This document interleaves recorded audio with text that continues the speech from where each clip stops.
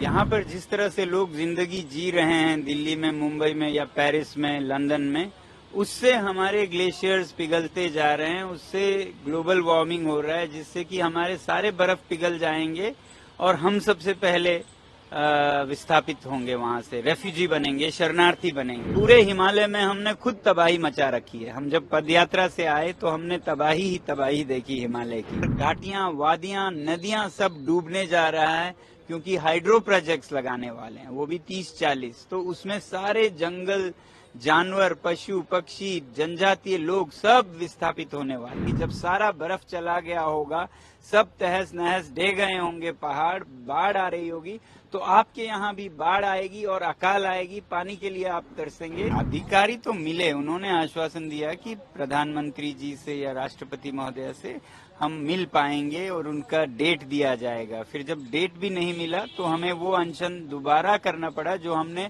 Detention के दिन से शुरू की गई थी। तो अभी क्योंकि कल से आप यहाँ भोपाल में बैठे हैं, उसके बाद से अब तक 24 घंटे लगभग या उससे ज़्यादा हो गए हैं। कोई मैसेज आया हो वहाँ से, कुछ बात करने की उन्होंने कोशिश की हो?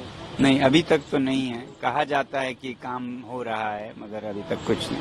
तो सर आप बताना, ज़्यादातर क्लाइमेट चेंज एक ग्लोबल इशू है जी, तो उससे कितना प्रभावित हो रहे हैं वो, और वहाँ के प्रभावित होने से यहाँ कितना प्रभाव आएगा, अगर आप बता सकें? नहीं, सबसे पहले तो यहाँ के प्रभाव वहाँ आएंगे। यहाँ पर जिस तरह से लोग जिंदगी जी रहे हैं दिल्ली में, मुंबई में या पेरिस में, लंदन में, उससे हमारे ग्लेशियर्स पिघलते जा रहे हैं, उससे ग्लोबल वार्मिंग हो रहा है, जिससे कि हमारे सारे बर्फ पिघल जाएंगे और हम सबसे पहले विस्थापित होंगे, वहां से रेफ्यूजी बनेंगे, शरणार्थी बनेंगे।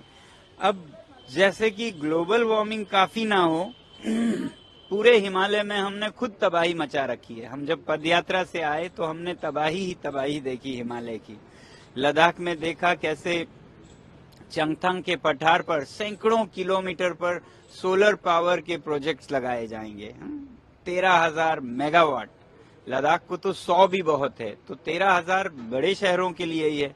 तो आपके पावर के लिए हमारे चरागे जा रहे हैं, चरवाहों के, उनकी जिंदगी तहस नहस हो जाएगी, उनकी बकरियां, याक सब भगा दिए जाएंगे।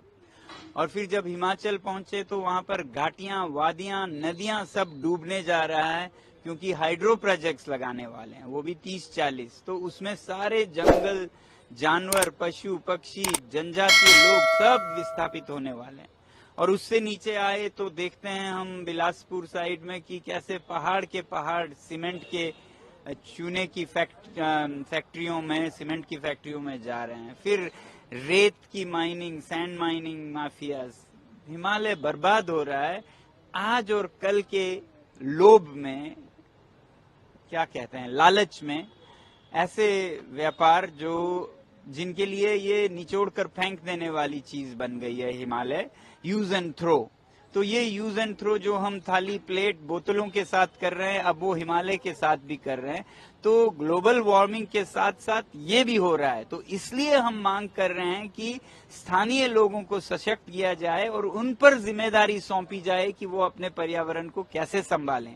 यही देता है 6वां शेड्यूल संविधान का, जिसका हमने मांग की और सरकार ने आश्वासन दी लिखित में, चुनाव मैनिफेस्टोज में, घोषणा पत्रों में, नंबर 1 पर, मगर उसके बाद वो भूल से गए। तो इसी को याद दिलाने हम पैदल लद्दाख से दिल्ली आए हैं। ये है तो सिर्फ लद्दाख में जो होता है उसका प्रभाव आप पर नहीं, आपका प्रभाव हम पर पड़ रहा है। जो यहाँ के बड़े बड़े व्यापार वहां पर उद्योग लगाएंगे, खनन करेंगे, उससे वहां की तबाही मचेगी। आखिर में फिर आप तक पहुंचेगी, आपके बच्चों तक पहुंचेगी। जब सारा बर्फ चला गया होगा, सब तहस नहस ढह गए होंगे पहाड़, बाढ़ आ रही होगी, तो आपके यहाँ भी बाढ़ आएगी और अकाल आएगी, पानी के लिए आप तरसेंगे, आपके बच्चे तरसेंगे। इसलिए हम कहना चाहते हैं कि सिर्फ लद्दाख वालों के लिए नहीं है, ये दिल्ली, लखनऊ, बम्बई सब की एक मुद्दा है।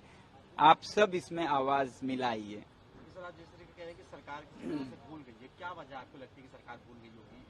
ये वजह कभी बताया नहीं गया है, मगर लद्दाख में लोग मानते हैं कि औद्योगिक गुटों का सरकार पर दबाव है कि वो लद्दाख को संरक्षित न रखे ताकि वो खिलवाड़ कर सकें।